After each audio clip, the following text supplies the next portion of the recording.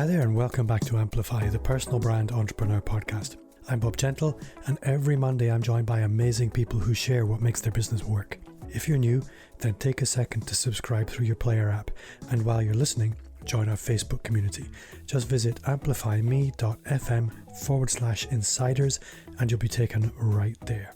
Some people work for others and some people work for themselves, and that sounds very binary, but life just doesn't work that way. A 9-to-5 job might have been right for you at one point, but maybe you've grown out of it. This week, my guest is Anna Lundberg, and we're talking about how to plan your exit from your day job, design a business around the life you really want, and join the world of the self-employed entrepreneur. So this week, I'm thrilled to welcome Anna Lundberg to the show. Anna, for those people who don't know you, why don't you just start by telling us a little bit about who you are, where you are, and the kind of work you do? Sure, thank you, Bob. Thanks for having me. So my name's Anna.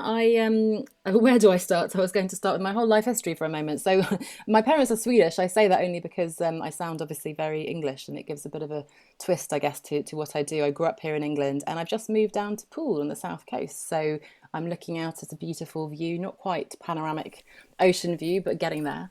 You took a breath there. Did you want to ask me something? No, it's always sunny in Poole. I've used to take the ferry across the Isle of Wight a lot, and yeah, it's a lovely part of the country. It's just I'm up north, far north. Yes, we're at opposite ends of the country, aren't we? Yeah. But that sounds positive that it's always sunny. I haven't quite nailed the clothing yet. I'm either too hot or too cold, but that's by the by. But it's beautiful. It's always been a dream of mine to live by the sea. So it's not quite California, but it's perhaps a step better than Scotland in terms of the weather. It's beautifully sunny. So work-wise, I guess, I always say that I did the kind of right path, the conventional good girl path of sort of doing well at school and going into a good university. I studied at Oxford. I did PPE, philosophy, politics, economics. I then went to Geneva in Switzerland to study international relations.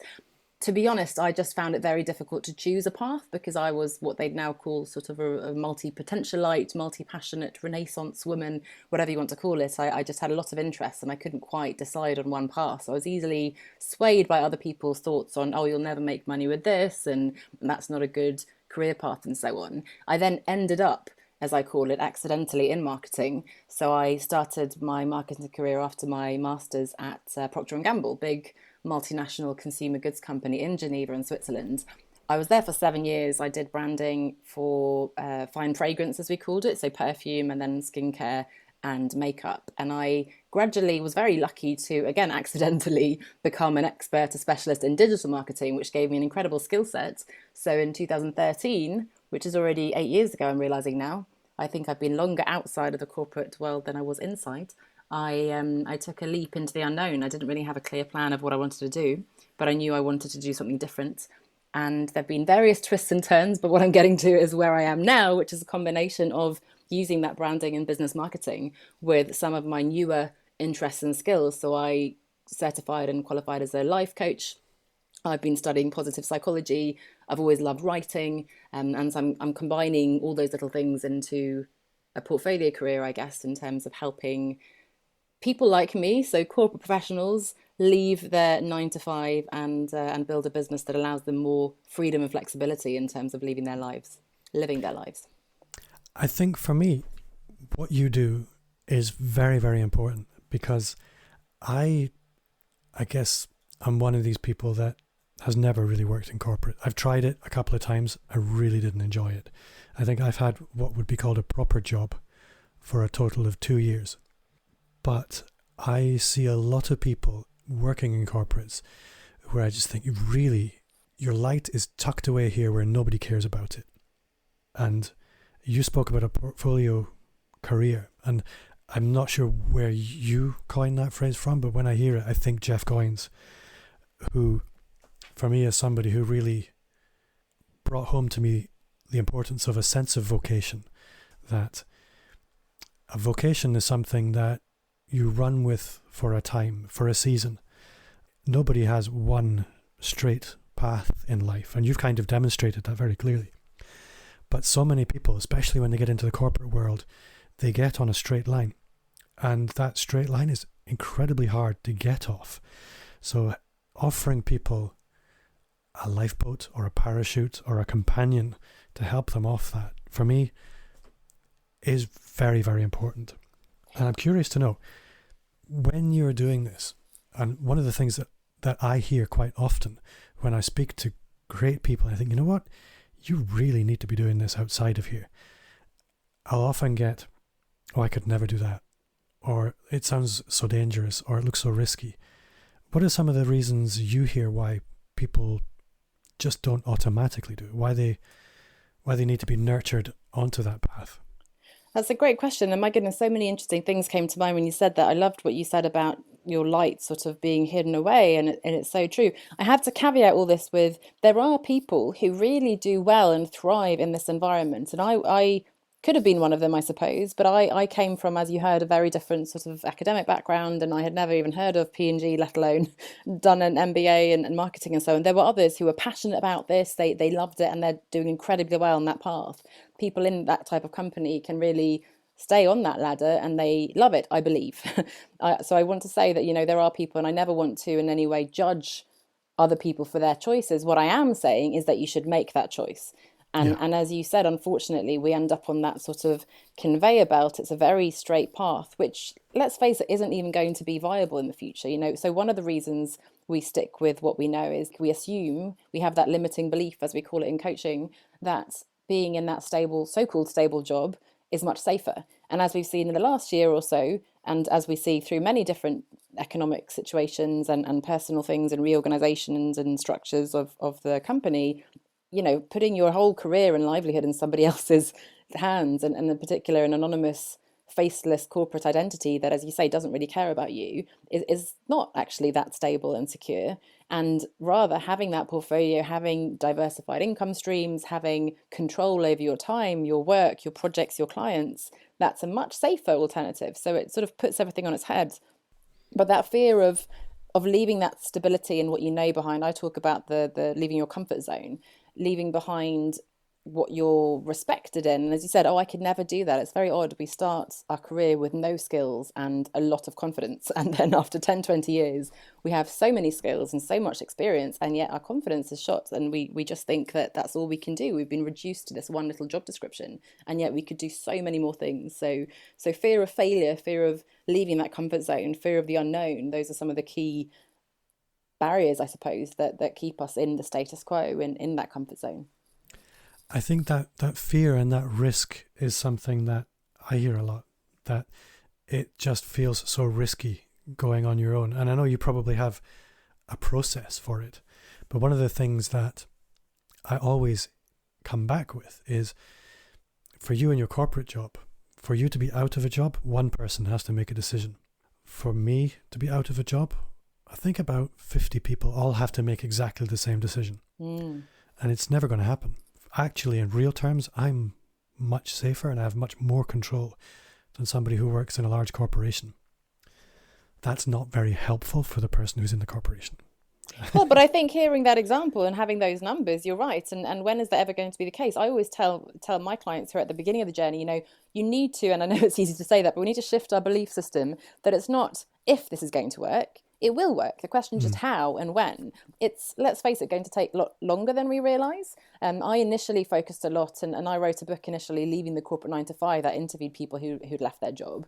And it was very focused on that initial leap decision. And for me too, I thought, wow, I've just taken this incredibly daring step and I'm going to live my best life. And that's it, ta-da, end of story. And of course, that's only the very beginning. It's an important decision, but it's only the first step. And now I'm shifting much more naturally, because that's sort of what's happened to me after 7 or 8 years, but also with my clients, into making that sustainable, because that's also the journey of continuing to make those decisions. And if, by the way, those 50 people did simultaneously decide not to work with you, you could probably pivot into something else. In fact, definitely you would have done that, because it would never happen on the same day. So that's, again, the control that we have over pivoting, responding, diversifying, shifting, in order to keep on top of things and to make sure that situation, when our entire client base suddenly drops out, isn't going to happen. Now, of course, again, we're speaking in sort of the time of Corona, where some industries unfortunately have been really hard hit and it's been completely out of their control.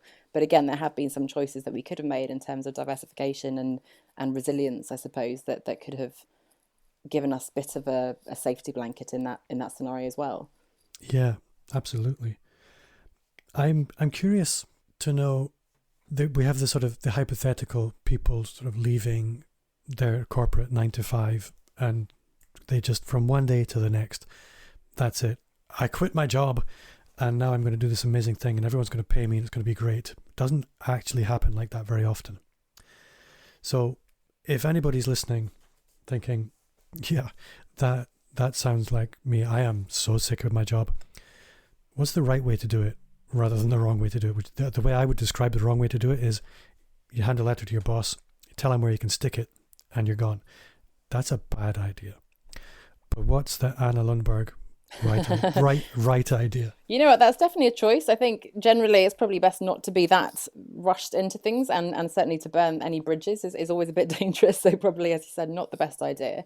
And I'm a really big fan of dreaming big. So I like to think that I'm a mix of the blue sky thinking, let's really dream, fantasize. I wanted to live by the sea. I want to be a best-selling author. I want to look at all the things I dreamed of when I was younger. And so now maybe we can't be a superhero, or we don't want to be a veterinarian anymore. I wanted to be an astronaut, whatever those crazy ideas are. But really allowing ourselves to look at all the options, and there are so many, almost too many, but also then being pragmatic and think, okay, but let's bring it back to today.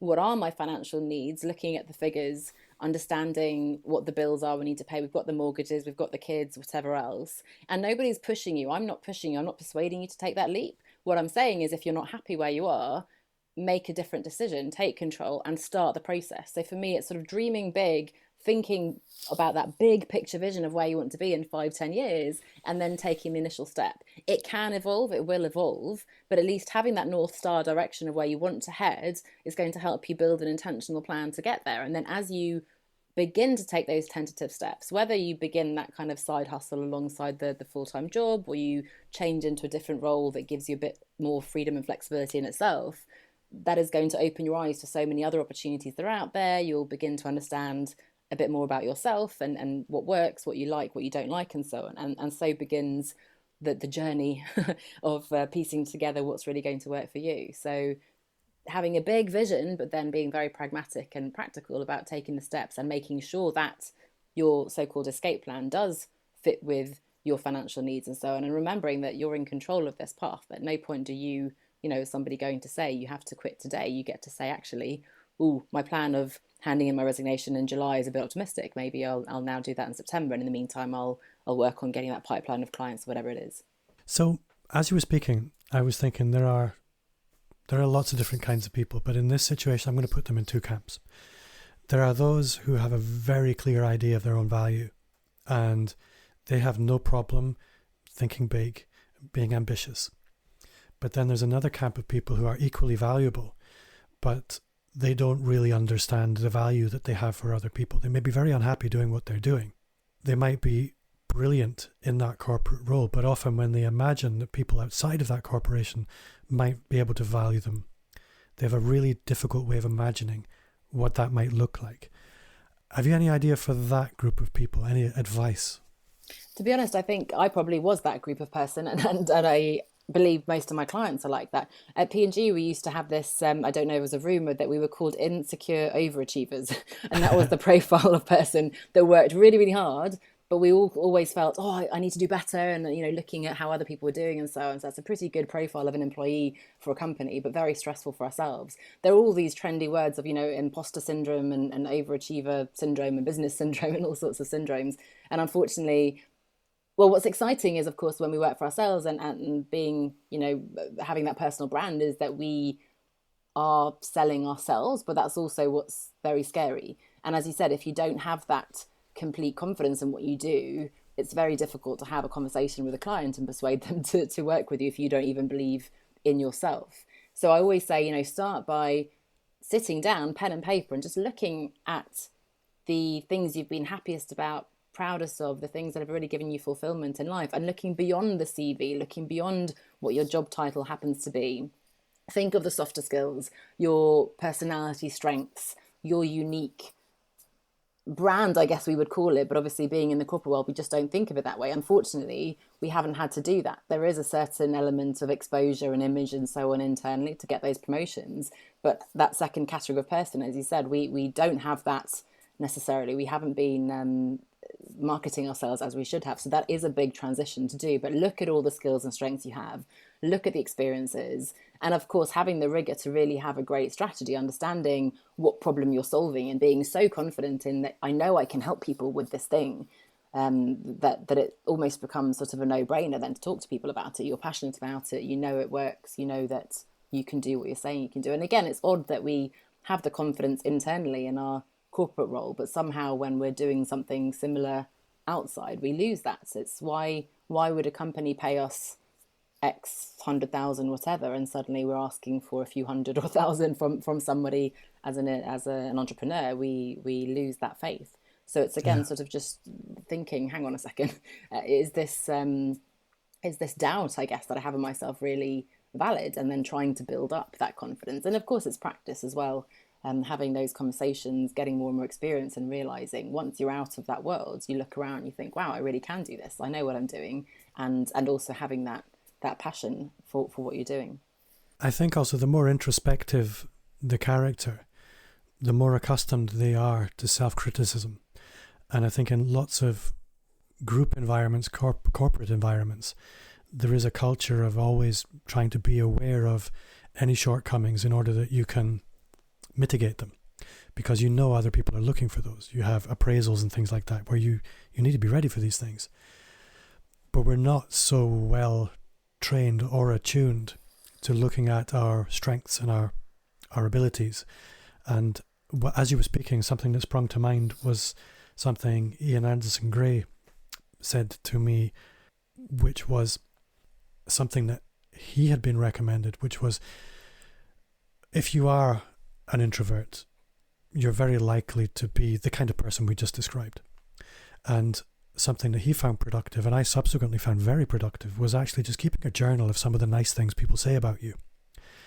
And the reason I found that very powerful was, it's a little bit like, you know, when you get a new car, suddenly you see that car everywhere. Or when you have kids, you see prams everywhere. It's this reticular activating system in your brain that's looking for patterns that matter to you. So if you start tracking something in a journal, you'll start to notice, actually, these are my areas of value, my areas of ability. These are the things other people value about me.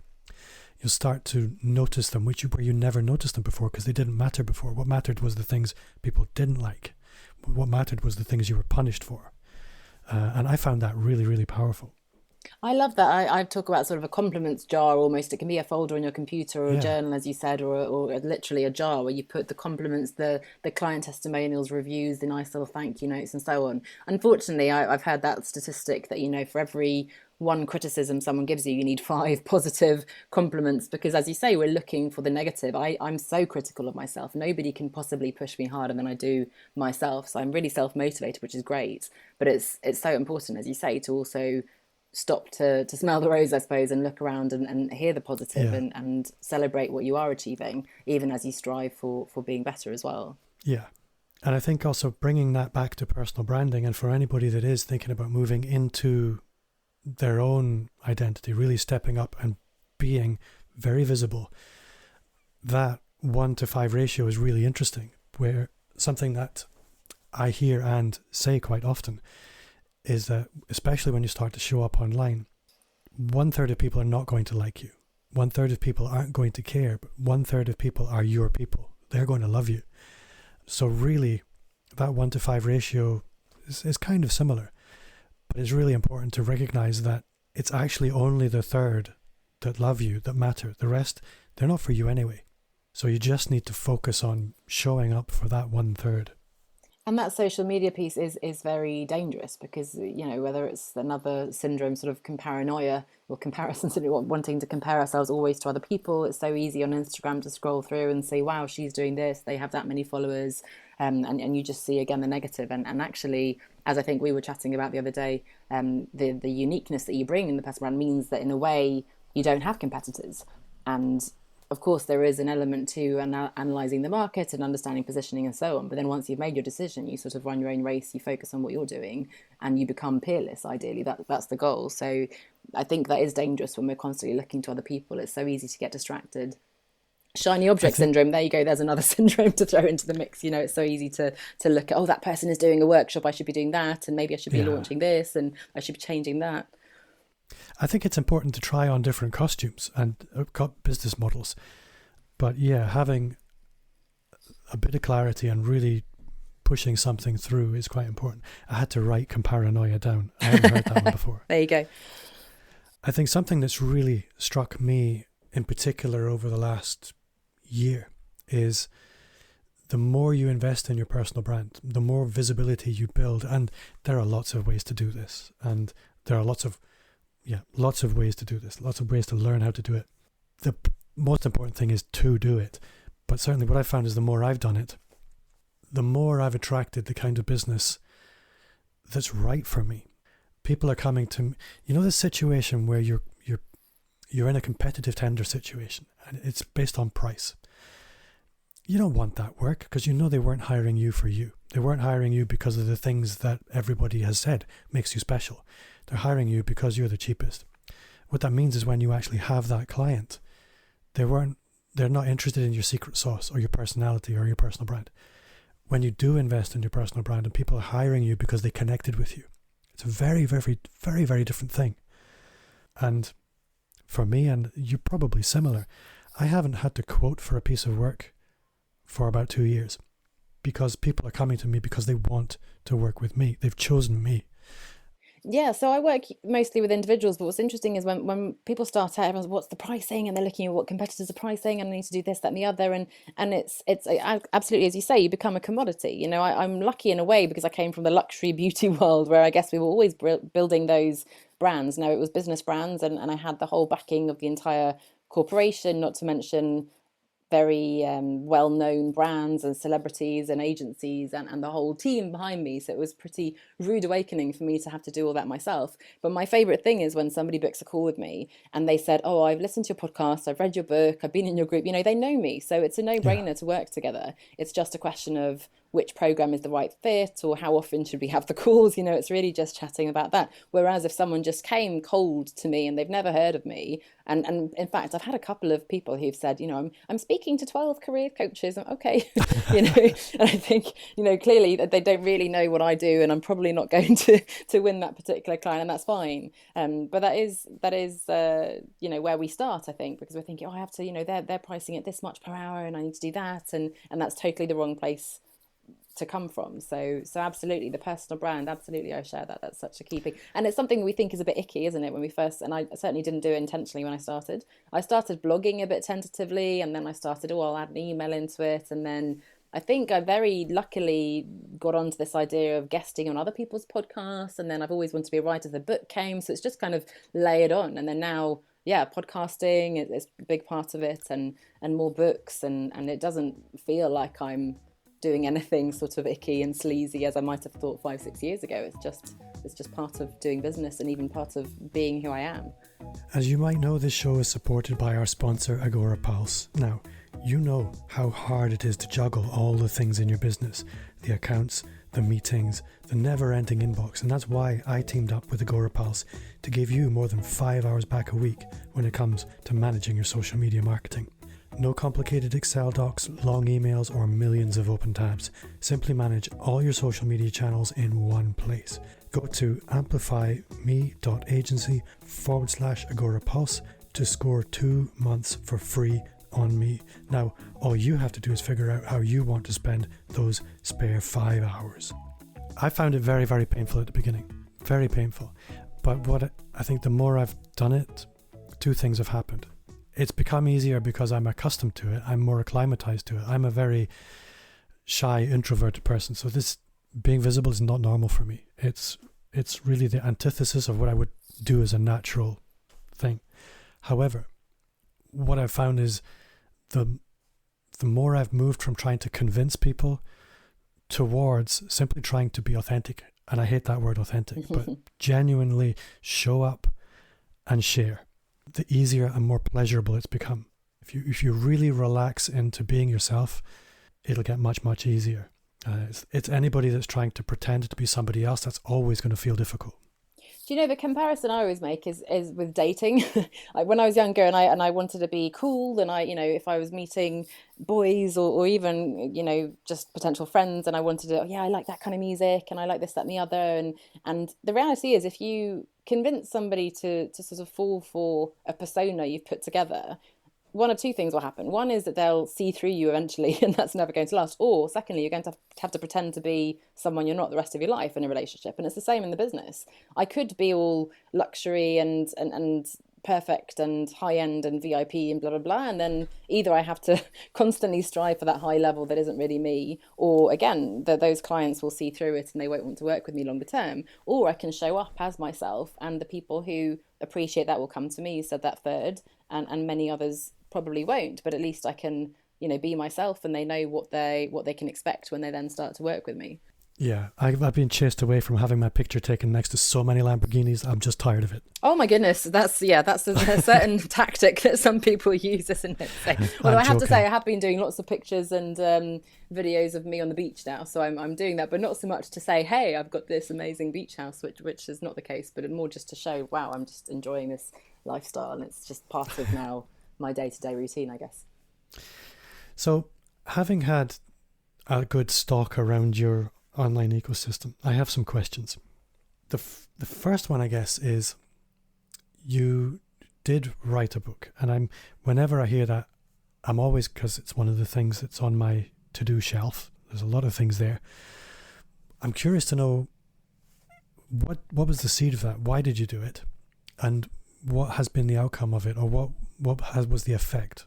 So it's interesting that you said the shelf there, because an image I always think of is that we have, again, I said dream big, and we have these naive, idealistic dreams on the top shelf, getting dusty, looking great. And I sometimes think about it and it looks fantastic, but never do anything about it. And I used to say, oh, I want to be a best-selling author living by the ocean. And my coach, in fact, at the time, picked up on that and said, well, hang on, you're saying that as if it's ha ha ha, just a bit of a joke, but that is your dream. I think, oh, okay, yes, it is. But it's so far from my reality. I can't be Stephen King or J.K. Rowling or Jeff Goins or whoever, right? That's so far from my reality that it's never going to happen. So I just leave that dream on the shelf. Whereas actually what you want to do is take the dream off the shelf, break it apart into a million pieces. It gets pretty messy, but have a look. What is it about writing that I love? Well, I want to write. Okay, well, I started a blog. Nobody was reading at the beginning, but I was writing. And I want to have a physical book in my hand. Well, guess what? You can now self-publish on Amazon. You can make on-demand paperback copies. And in fact, nobody ever needs to buy them. I've just got it in my hand, and that's in itself an achievement. And if you begin to ask yourself, why do I want to write? Why do I want to be a writer?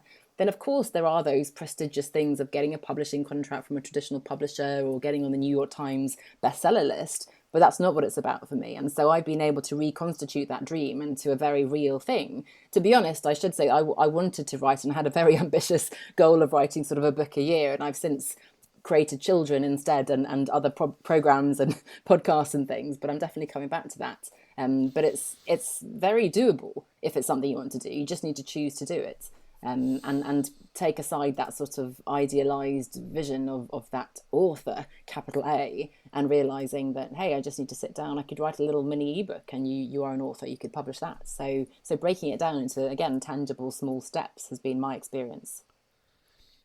And staying on the writing theme, I guess, on the media page of your website, there's quite a lot of articles and some pretty high profile publications listed.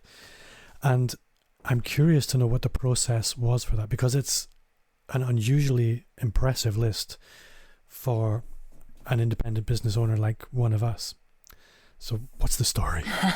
Well, thank you. Well, I mean, as I said, I started blogging, and to be honest, I do what perhaps I don't recommend clients to do, which is I did everything very organically, and it was very time rich, I suppose you could call it, and money poor, because I didn't get the help that I now encourage people to get, and I didn't have a strategy, and it took me many months, even years, to get to where I knew what I was doing, and now to get to where I am now. And of course, if you have the luxury of time, by all means, but most of us are a little bit more impatient, so that's where getting the help is important. But for me, I started with sort of the travel blog, and then because I thought I wanted to do more with the writing, I guess I had some kind of ambition of getting paid to be a writer. I started to do some guest blog posts, and I wrote on Quora. That was one, if you want a little hack, answer questions on Quora, and a couple of those got picked up by Quartz magazine and Business Insider when they got sort of 10, 15,000 views.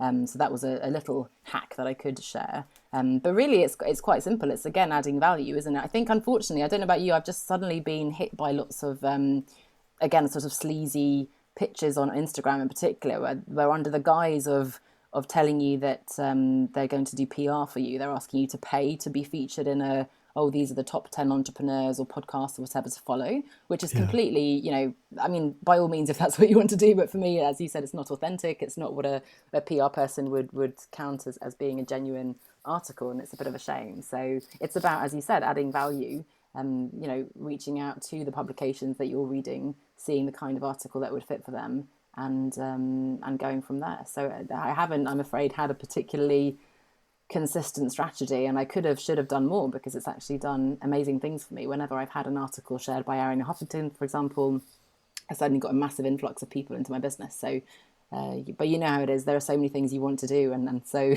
few hours in the day, so I tend to dabble in lots of different things, which suits my personality. But I'm sure I could be more systematic with these things to get even better results. I think, when things are working, I guess it is important to lean into them. But it's already a pretty impressive list.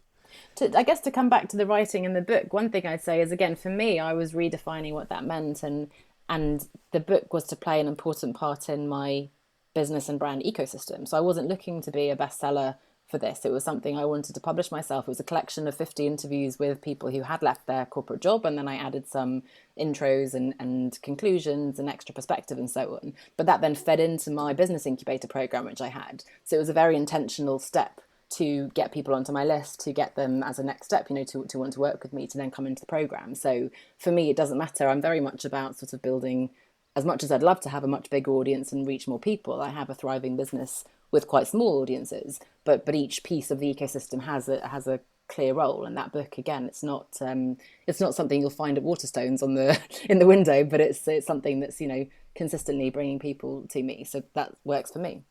So we've spoken about who you help, how you help them, but in real concrete terms, I guess, what does the interface look like? And this is really the business model question. How do people actually engage with you?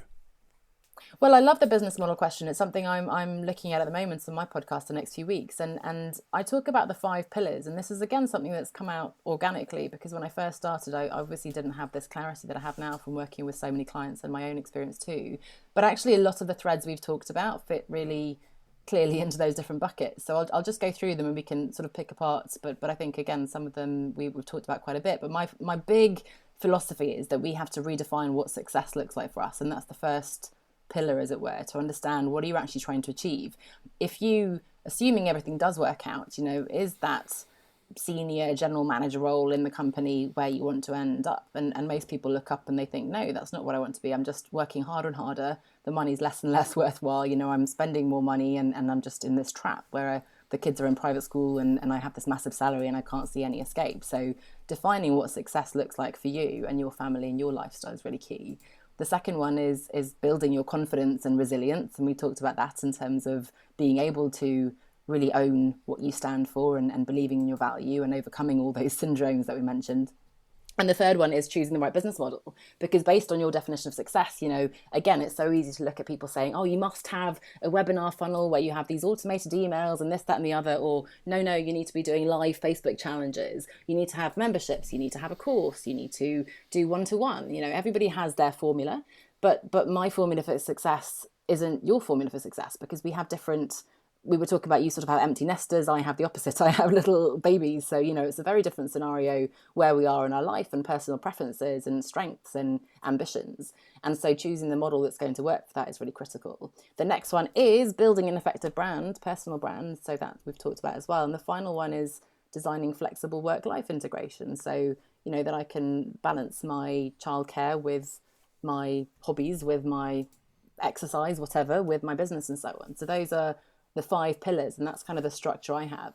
For me, in terms of the model that I have now, I started one-to-one because that was the best way to, I guess it's easier, as they say, to be fair, to get a handful of clients at a higher rate than it is to, with no list, no audience at all, to get thousands of people into a membership or course. I started one-to-one, and then gradually, as I developed that, I began to develop a group program. So I have a business incubator, as I call it, for taking people really from, oh, I kind of have an idea, through to getting their first clients.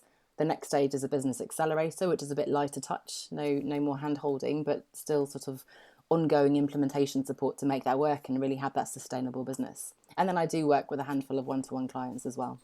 Thank you for being so articulate in that, because it's very easy for us to make assumptions about other people's business. And it's especially when you're looking at somebody else's business from the outside, it's actually very hard to understand what is actually working behind the scenes. Which of all these different things they're doing are actually driving success, or which are they most serious about? So you've been very, very clear on that. I'm curious to know, if you were to look back at the last 8 years or so, usually we can sort of pick out one little catalyst and go, this was where things really started to change. Is there anything you look back and you think, that was awesome? I can't imagine if that hadn't happened. So the first one has to be when I made that decision to leave. And as I said, it was just the first decision, the first step. But for me, it was so counter. I'm not a risk taker. We talked about risk. I'm that good girl. I never thought of myself as entrepreneurial. I'd never heard of podcasting or any of these things. I'm not that person. So I admire people like you who have had the self-awareness not to get caught up in the corporate world. But I've been 100% that person who just kind of followed what people said I should do and so on. So that's something I'm really proud of, and was one of the main pivotal moments when I really trusted my intuition. All the rational thoughts, my parents, everybody sensible in my life said this doesn't make sense at all, but I just felt it was the right decision. So that was the first one. And then it's sort of been little things along the way. But I say that I had a few swings of the pendulum. From initially, I really landed on my feet. I did consulting for a couple of years, actually, speaking of different business models. And because I had an amazing network, I had a very in-demand skill set, I very quickly was earning more than I had been in my corporate role, which is quite unusual, I guess, when you're first sort of navigating that, especially because I didn't have a good strategy, to be honest. I was very lucky. But I had an amazing network. I got some really fantastic consulting contracts with high profile companies. But in terms of the work-life integration, in terms of my definition of success, I was still commuting to an office. I was implementing the same strategies, the same capability building that I'd been doing for the previous years, working with the same types of companies that I had been trying to move away from. And so it was a step in the right direction, but it wasn't enough. So then I made the decision to quit again, if you can quit your own company, to go through what I like to call my hippie phase, which is when I was having a lot of fun traveling the world, being nomadic, but not really earning money. And then now is when it's beginning to all come together, where I'm really aiming to balance the ambition and the professionalism and earning money on the one hand, with really enjoying what I'm doing and making sure the work and the clients, the projects I do, are aligned with my values and the life I want to lead. So it has been a number of pivotal moments along that, as I said, of making the initial decision to quit, and then to quit again, sort of the consulting framework, but then also to quit the very casual traveling around the world, not really taking the business seriously. So I decided to really step up and began to invest in a business coach at the time. And since then I've been, really treating it like a business and not just a bit of lifestyle kind of stuff to fill a bit of the time, but not really something that would earn me a living. We've spoken about lots of different things, and I could keep going like this for hours, and probably when we stop recording we will keep going for hours. But I guess anybody listening by now should have decided, are you going to leave your stupid job or not? No, I'm joking. There's so much value we've spoken about. You have been a great guest. Oh, thank you, Bob. But if people do want to take things further with you, how can they do that? What action would you like anybody listening to take? So look, we talked about the 5 pillars. So let's say 2 things. It depends on where you are in the process, because if you've already started to think about it, if you have a business idea and you're sort of just on that, should I do it or not? I have a great resource for you, which is just kind of an assessment of where you are in the process on these 5 pillars that we've talked about. So that's at onestepoutside.com, which is my company. One step outside your comfort zone is where that comes from. onestepoutside.com/5 pillars. And that is literally a sort of tick box, 10 questions on each of those 5 pillars. So hopefully that will give you some confidence that, hey, yeah, okay, this area, I'm pretty clear on what I want, but this other one, that's where I need to get help, or that's where I need to work, and find my way. If you're much earlier in the process, my tip is always, look, you don't have to rush. You don't have to, as Bob said, hand in your resignation tomorrow and say, see ya, I'm off to live my best life. You can start by reading my book, but reading different books, listening to podcasts, exploring, getting out of your comfort zone, meeting other people. For me, I actually initially traveled across South America. I was lucky to take a sabbatical before I quit. So that gave me 3 months to get out of my bubble, out of my comfort zone, and to meet people from totally different walks of life, because we're always surrounded by people who are very similar to us. And that means other people project their fears onto us. And so it's very difficult to break free of that. Whereas actually, and maybe you've experienced that, and again, you, Bob, are not that corporate person, but you, the listener, perhaps when you've been on holiday, or maybe now recently been working from home, you dream of things being possible, and some suddenly you think, my goodness, I really could do this. But then maybe you start going back to the office and the emails come in again, the meetings, and oh, they're going to give me this promotion, and no, actually, but there's this new project that they're doing, and maybe I should stay until this one's done. Maybe I should wait until the kids are grown up. Maybe I'll do it when. And that's where I'd encourage you to stop and think and get out of that bubble, get off the conveyor belt, challenge your thinking, do something different, explore, and imagine what life and your career could be like. Because the problem with tomorrow is it's always tomorrow. Anna, you have been an awesome guest. I need to, I guess, ask, if people want to connect with you, how would you like them to do that?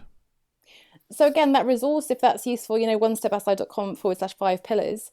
And if you, again, at that earlier stage, if you want to listen, if you've liked what I've been talking about, and clearly you're enjoying the podcasting medium because you're here listening to Bob, I have the Reimagining Success podcast. So search for that on your favourite podcast app and you'll be able to start listening. It's a mix of this big picture, coming up with a vision, thinking of what's possible, but also some really pragmatic advice about building your personal brand and about choosing the right business model and so on. So the Reimagining Success podcast. And to finish, to ask you the one question I always ask every guest at the end. Sometimes they get a little warning. I forgot to give you any warning. You'll be amazing anyway. What's one thing you do now that you wish you'd started 5 years ago? Oh, I think, Bob, you said that, you should follow the things that work. And I definitely think I need to get better at that, because years ago I had that article that was shared by Aaron Hofstadter, and I knew that made a massive difference to my business. Unfortunately, I wasn't ready at the time to take advantage of that because I didn't have the systems. I didn't know how to qualify those potential leads, and I certainly didn't get a lot of clients out of it. But if I had those systems in place then, certainly, but certainly I should have continued to do what worked really well to get that traffic. So writing those blog posts, going on other people's podcasts and so on, I think starting that earlier would definitely have helped me to piggyback on other people's audiences and get the credibility and begin building that personal brand, of course, earlier on, rather than the slightly slower, more scenic route that I took. But I always say, I don't have regrets, including with my corporate career, because maybe I'm idealistic and maybe we sort of fudge over the negatives. But I always think, there are no failures. We learn from those things. It's all part of the process. And I'm keeping my eye on that guiding star again on the future, and the other little setbacks and things are just steps along the way. Anna Lundberg from onestepoutside.com. Thank you so much. Thank you, Bob.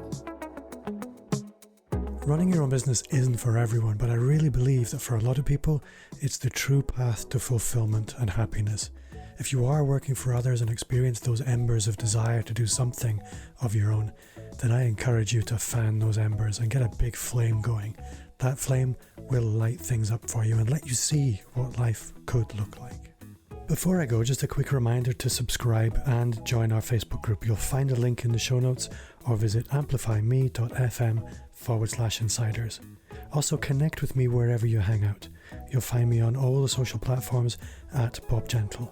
If you enjoyed the show, then I would love a 5-star review on Apple Podcasts. It would make my day. And if you shared the show with a friend, you would literally make my golden list. My name's Bob Gentle. Thanks to you for listening, and I'll see you next week.